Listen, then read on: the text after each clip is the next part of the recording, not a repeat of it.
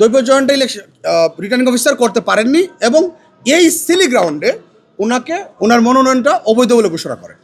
শরীয়তপুর 2 আসন election constituency 222 স্বতন্ত্র প্রার্থী হিসেবে উনি প্রতিদ্বন্দ্বিতা করছিলেন এবং রিটার্নিং অফিসার ওনার মনোনয়ন অবৈধ বলে ঘোষণা করেন। পরবর্তী ওনারা অ্যাপিলে আসেন ইলেকশন কমিশনে এবং বিজ্ঞ ইলেকশন কমিশন সকল স্ক্রুটিনি করার পর ওনাকে আজকে বৈধ প্রার্থী হিসেবে ঘোষণা করেছেন।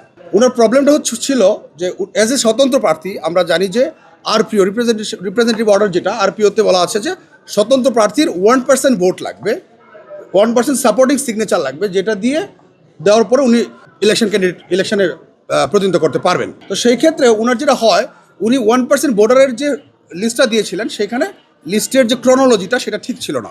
এই লিস্টের ক্রনোলজি ঠিক না থাকার কারণে দৈব চয়ন যেটাকে বলে অর্থাৎ র্যান্ডম সিলেকশন করা হয় 1% ভোটার থেকে 10 জন, সেই দৈব চয়নটা ঠিকমতো করা হয়নি। দৈব চয়নটা রিটার্নিং অফিসার করতে পারেননি এবং এই সিলি গ্রাউন্ডে ওনার মনোনয়নটা অবৈধ বলে ঘোষণা করেন। এখন আইনে কি আছে? আইনে আছে হচ্ছে সাবস্টেন্সিয়াল ডিফেক্ট থাকতে হবে।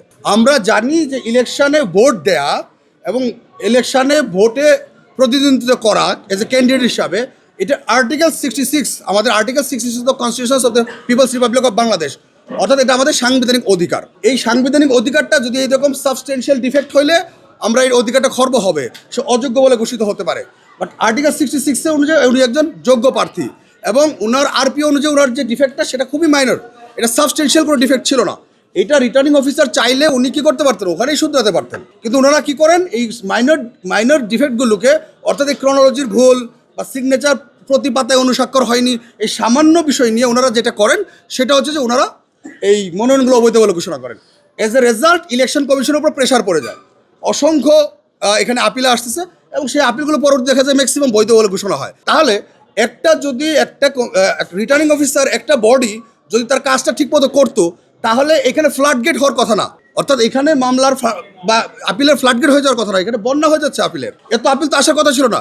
Returning officer should be more responsible, তাহলে এই জায়গাটা ফ্লাড গেট হবে না।